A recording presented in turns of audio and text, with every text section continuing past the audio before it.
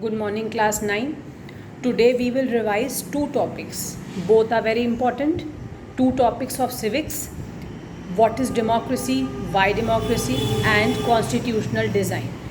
I have taught you these topics earlier also. Each and every page, each and every paragraph was taught in detail. So today we are not going to go into each paragraph and each line once again, but we are going to quickly brush up both the topics and revise the important thing, the very important things. But please children, please don't misinterpret. What I am going to revise today is important, no doubt, but it does not mean that you have to prepare only this much. You have to read the whole lesson, as I have been telling again and again. You have to read each and every line of all the chapters which are going to come in your online assessment. You have to prepare everything, all headings, the meaning of every important word, like what is the meaning of secular, what is the meaning of sovereign, what is the meaning of equality, socialist, etc. etc. All these you should be knowing by heart, okay? Because any type of line, any type of word can be transformed, can be changed into a multiple choice question. So you need not panic, there's nothing to worry, but prepare in detail. You don't have to learn any long answers for this online assessment. You don't have to learn any short answers also, but the one word answers or fill in the blank type of questions, etc., can always be changed into multiple choice. So you should be knowing the whole chapter very thoroughly. Now let us start with what is democracy, why democracy. In this, children, let us start from page number 24. First of all, see on page number 24 where in the second last heading Yolanda is written. See, it's written that the word democracy comes from the Greek word demokratia. In Greek, demos means people and kratia means rule. So all these information, all these things are very important. You must learn them by heart. The word democracy comes from the word demokratia, which is a Greek word, and the word demos means people and kratia means rule. Then come to the next heading, a simple definition. You should know the definition of democracy by heart. Democracy is a form of government in which the rulers are elected by the people. So I am giving you one example, like a question can be framed like this. Democracy is a form of government where government in which the rulers are elected by option A, the people, option B, by the opposition party, by option C, by the ruling party, option D, none of these. So if you know the correct answer, then you will click on the people. Now come to the next page. In the next page, see the second paragraph. It reminds us that democracy is people's rule. Please don't forget this line. Democracy is people's rule. Why it is called the people's rule? Because the people choose their representatives. Elections are held. People cast their vote and they choose their representatives. Then come to the next page. Now from this page, many important things begin. So you will have to pay attention to many of the things. Features of democracy. Features of democracy, some important features are: democracy is a form of government in which the rulers are elected by the people. This is the definition which has been repeated.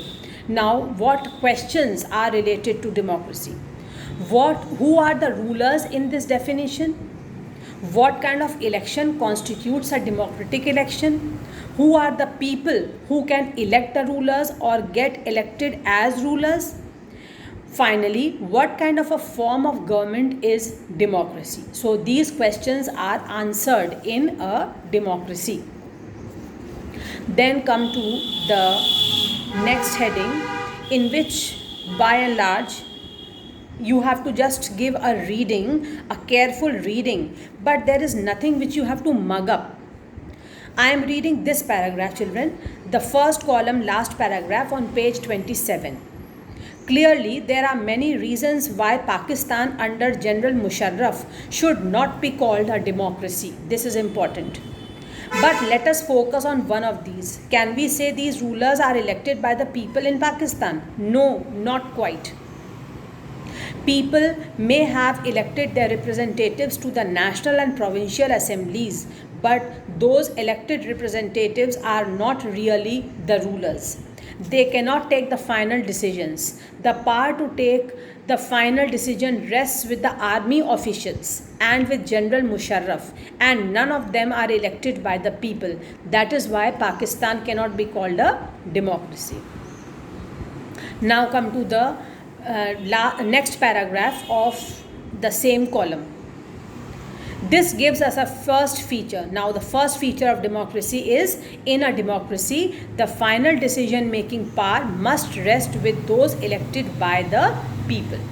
The final decision making power rests with those elected by the people. That means the government which has been formed, that government has been given the power to take final decisions. Then come to the next heading, free and fair electoral competition. In this heading, come to the next page and you will find something which is written in dark black. A democracy must be based on a free and fair election where those currently in power have a fair chance of losing. This is a very important feature of democracy. In a democracy, fair and free election takes place, and those who are in power, currently in power, they have a fair chance of losing, because if they are found not fulfilling the interests of the people, not working according to the interests of the people, then the vote of no confidence is passed and the whole ministry has to resign. Then fresh elections again take place. So in this, you must remember this, that in a democracy, fair and free elections take place where those currently in power have a fair chance of losing. Then come to the next heading, one person, one vote, one value. This is very important.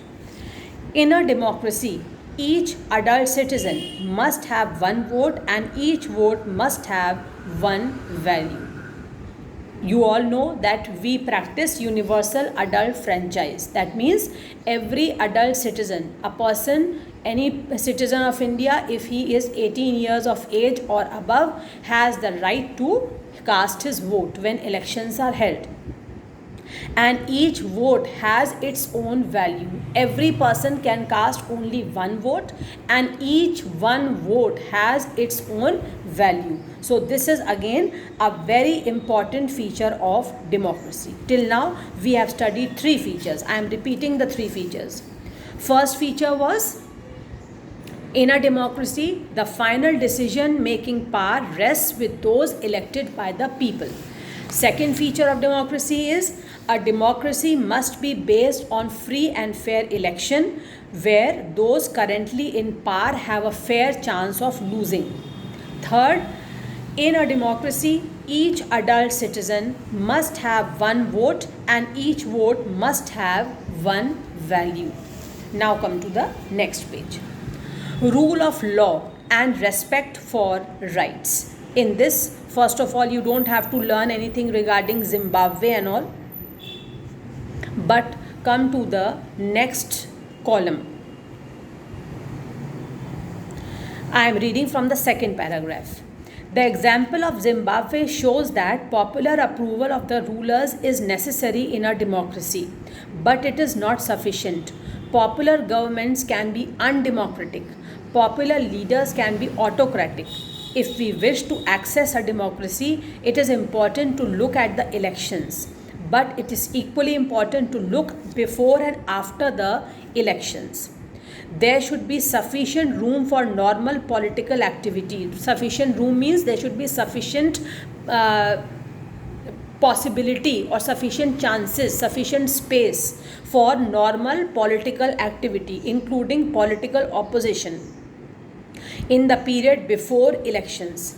This requires that the state should respect some basic rights of citizens. They should be free to think, to have opinions, to express these in public, to form associations, to protest, and to take other political actions. This is a very important feature of democracy, that before the elections take place, whether it is any political party or whether it is the citizens, everybody has the freedom to think, to express their opinions, to protest, to form associations, etc. Everyone should be equal in the eyes of law.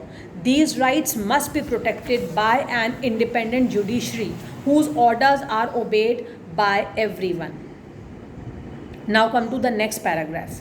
A democratic government cannot do whatever it likes simply because it has won an election. I just told you, we have read also, that if the party in power does not work according to the wishes of the citizens, then a vote of no confidence can be passed in the Lok Sabha and the whole ministry will have to resign. In that case, fresh elections again take place. So once the government is formed, they should not think that they can now do whatever they feel like because they have won the election.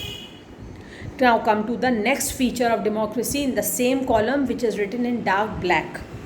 A democratic government rules within limits set by the constitutional law and citizens' rights. A democratic government rules within limits set by the constitutional law. That means the constitution has made some laws, there are some fixed rules and regulations which the government has to follow, and according to the citizens' rights. If they violate the citizens' rights, if they don't work according to the welfare of the citizens, wishes of the people, then they will have to resign. So these are the 4 important features of democracy which you should know. Now, summary of the definition. Democracy is a form of government in which the rulers are elected by the people. Again, it is repeated. See how important this definition is. That is why it is being repeated again and again. Let us read the important points given under. Accordingly, democracy is a form of government in which rulers elected by the people take all major decisions. Elections offer a choice and fair opportunity to the people to change the current rulers. This choice and opportunity is available to all people on an equal basis. The exercise of this choice leads to a government limited by basic rules of the constitution and citizens' rights. So what are these 4 points? They are actually a repetition of the 4 points which we have just read and I have explained. It is a summary.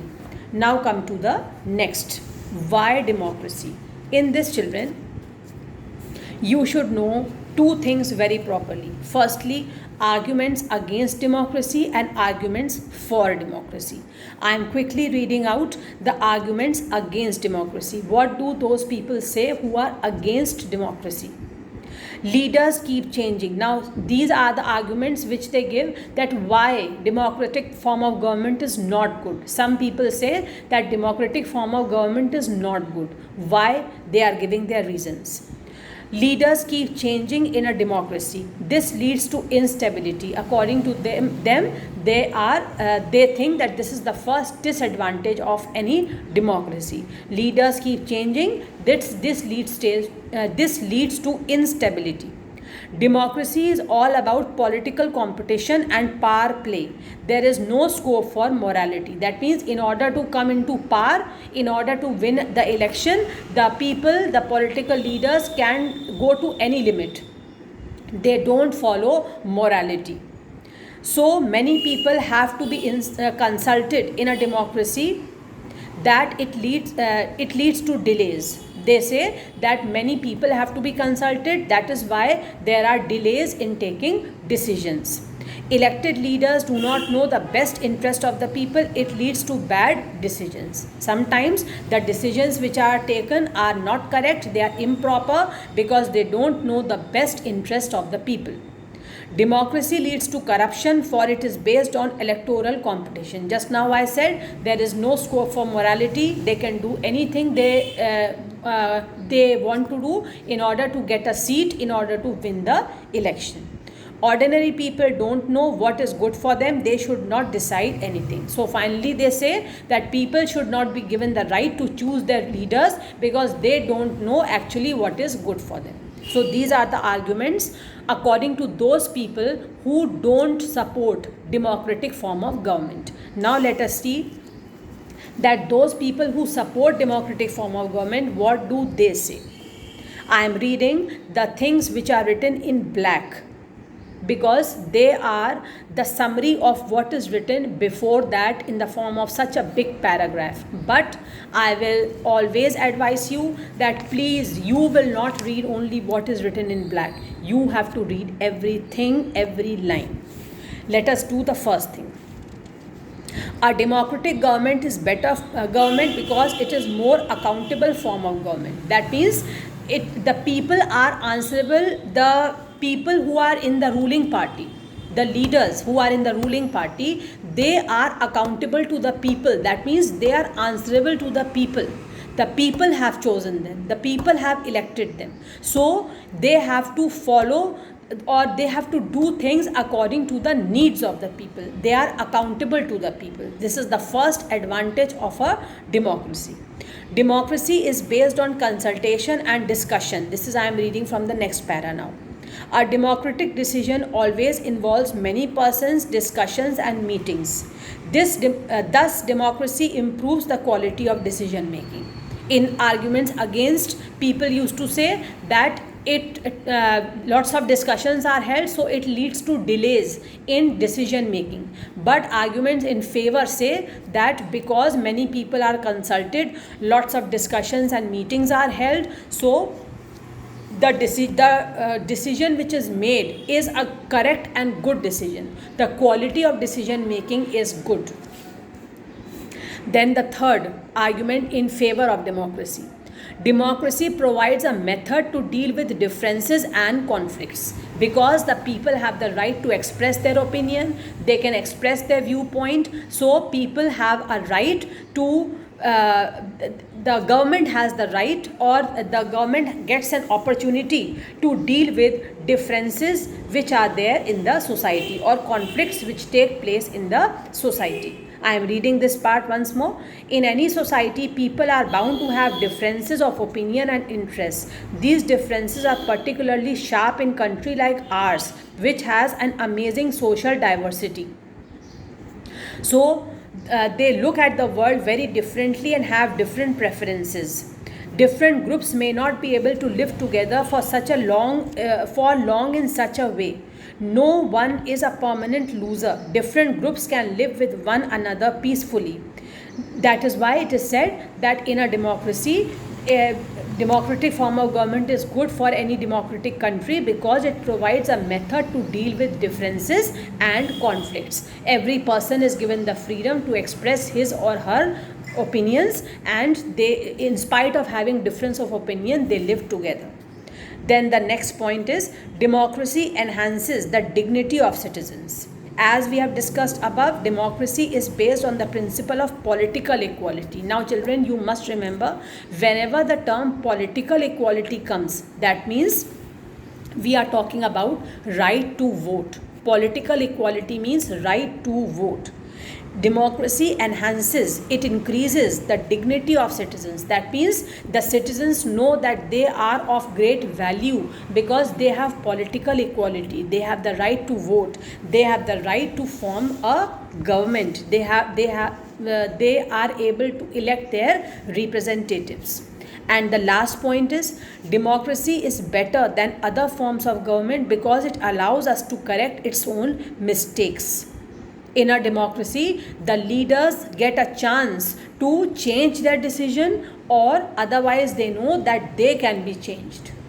The rulers, if they come to know that they are doing something which is not according to the public interest, then they can rectify their mistakes, they can change their decisions, because they know very well that if they will not change their decisions, the people are going to change them. That means the ministry will be resigning and fresh elections will take place. So all these points you should know by heart, and their explanation also you have to read, because again I am telling you, any line can be changed into a question.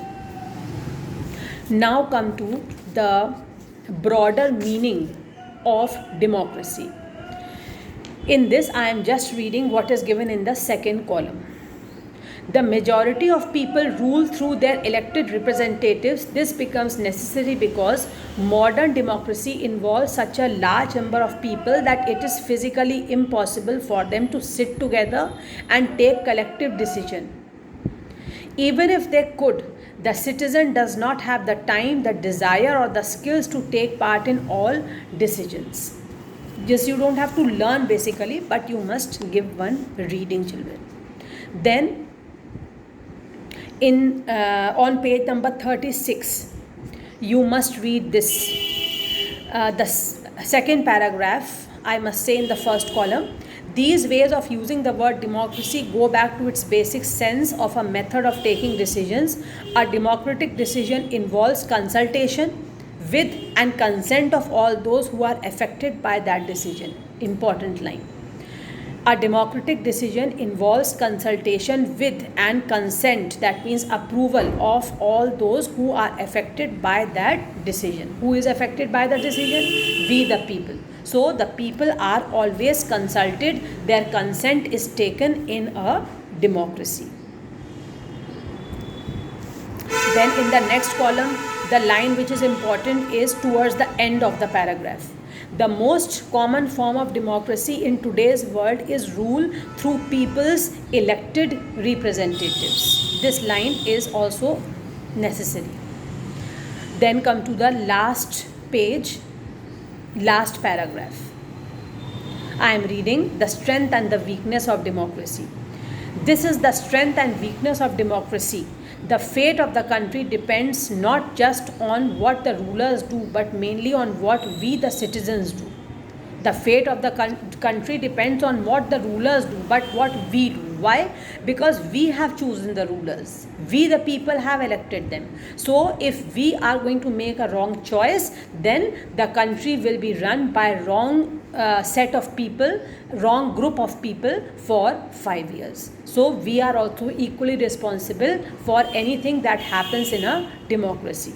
Then democracy depends on active political participation by all citizens. Again, political participation means right to vote. Whenever elections are held, it is always advised that if you are an adult, you must go and cast your vote, because each vote has its own importance, has its own value. Now, I have only done the important lines or important headings of this chapter, but you will revise thoroughly when you will prepare for the online exam. Now I am coming to the next chapter, constitutional design. In this chapter, children, I think the Africa part has been cut, if I am not mistaken. Let me check in the index once. Yes, South Africa part has been cut from by the CBSE board in this chapter. So earlier you were taught about South Africa, but this time you will not study about South Africa. It has been deleted by the CBSE board. Now let us directly come to towards a constitution. Okay, in this also there is more of South Africa. So come to page 43. Why do we need a constitution? Now come to the next page. In this, I am reading the second paragraph. The only way to build and maintain trust in such a situation is to write down some rules of the game that everybody would abide by. These rules lay down how the rulers are to be chosen in future. The rules also determine what the elected governments are empowered to do and what they cannot do. Finally, these rulers decide the rights of the citizens. This is what Africans did. They did on basic rules. They also agreed on, that these rules will be supreme. This set of basic rules is called a constitution. So if you are asked what is a constitution, you will write a set of basic rules is called a constitution. Then come to the next column. Thus, the constitution of a country is a set of written rules. This is the actual definition, children. You must mark this definition and learn this definition. This is a complete definition. A constitution of a country is a set of written rules that are accepted by all people living together in a country. This definition you should write, not that previous line, because that has only one line which is not complete.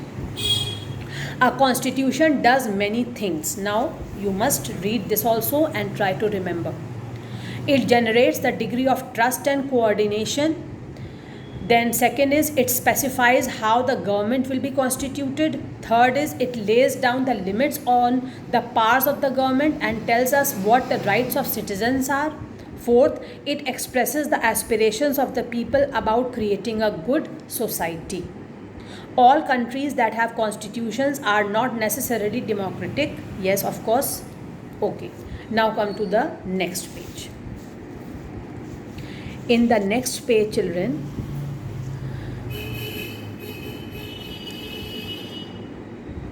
I am reading from some lines from this, the path to constitution. Unlike South Africa, they means the makers of the constitution. They did not have to create a consensus, that means a general agreement about what a democratic India should look like. Much of this consensus had evolved during the freedom struggle. Children, I remember very well each line I had explained to you when this chapter was taught for the first time by me. So I am not going into the detail today. Now come back to, we are not going to read all this just now. This has been read. You will read on your own. Come to the next page. On the next page, I am reading from the second paragraph. Some lines in the starting I am leaving. Many of our leaders were inspired by the ideals of the French Revolution, the practice of parliamentary democracy in Britain, and the Bill of Rights in the US.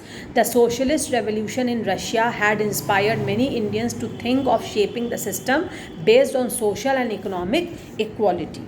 Now, one of the most important heading in this chapter is the Constituent Assembly, because here you should know every minutest detail which is there under this heading. The drafting of the document called the Constitution was done by an assembly of elected representatives called the Constituent Assembly. Underline and learn. Elections to the Constituent Assembly were held in July 1946. All this you should learn. Its first meeting was held in December 1946. Again, important line for learning. Then come to leave the few lines which are written about India and Pakistan. This you don't have to learn. The Constituent Assembly that wrote the Indian Constitution had 299 members. All these things are very, very important, children, from your exam point of view, whether they are descriptive exams or online tests or multiple choice. The Constituent Assembly had 299 members. The Assembly adopted the Constitution on 26th November 1949, but it came into force or effect on 26th January 1950. All these things are extremely important. Learn them. Why should we accept the Constitution made by this Assembly more than 50 years ago? We have already noted one reason above. The Constitution does not reflect the views of its members alone.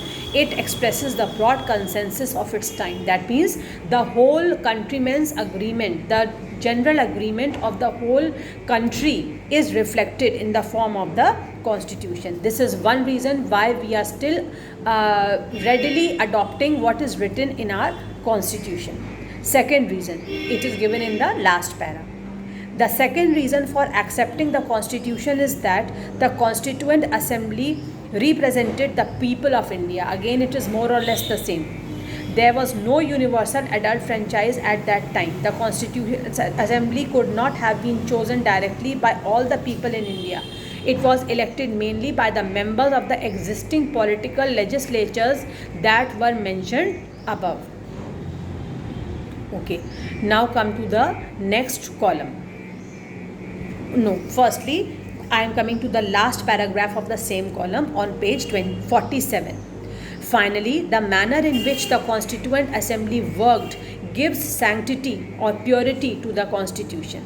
The Constituent Assembly worked in a systematic, open and consensual manner. Then the drafting committee chaired by Dr. B.R. Ambedkar, very important. Who was the chairman of the drafting committee? Dr. B.R. Ambedkar, underline and learn. Prepared a draft constitution for discussion.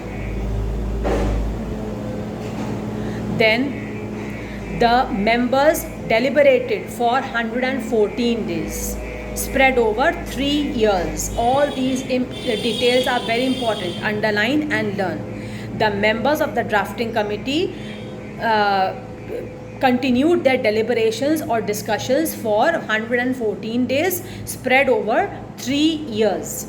Okay. Then these are called the Constituent Assembly debates. When printed, these debates are in 12 bulky volumes. Then come to the guiding values of the Indian Constitution. Come to the next page. Okay, here one thing you must remember, that Mahatma Gandhi wrote the book named Young India. Young India was written by Mahatma Gandhi. Now, on the next page, there's an important line, Dr. Ambedkar, who played a key role in the making of the Constitution. That means you have to remember that Dr. Ambedkar played a very important role in the making of the Constitution. Now come to page number 51. 51. First I am reading 2-3 important lines from page 50. The Constitution begins with a short statement of its basic values.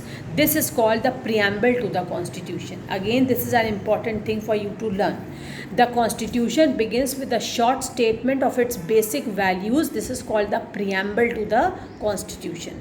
Now, if you remember, last time when I taught this topic, I had read out the preamble to the Constitution to you, and I had also read out and explained each and every word. Today again, I will brush up with you all the words which are written in the sides with their meanings, and preamble to the Constitution I will read out. We the people of India, having solemnly resolved to constitute India into a sovereign, socialist, secular, democratic republic, and to secure to all its citizens justice, social, economic, political, liberty of thought, expression, belief, faith and worship, equality of status and of opportunity, and to promote among them all fraternity, assuring the dignity of the individual and the unity and integrity of the nation. In our Constituent Assembly, this 20th day of November 1949, do hereby adopt, enact and give to ourselves this Constitution. Now, I am reading out the meaning of the important words which are there in the preamble. We the people of India.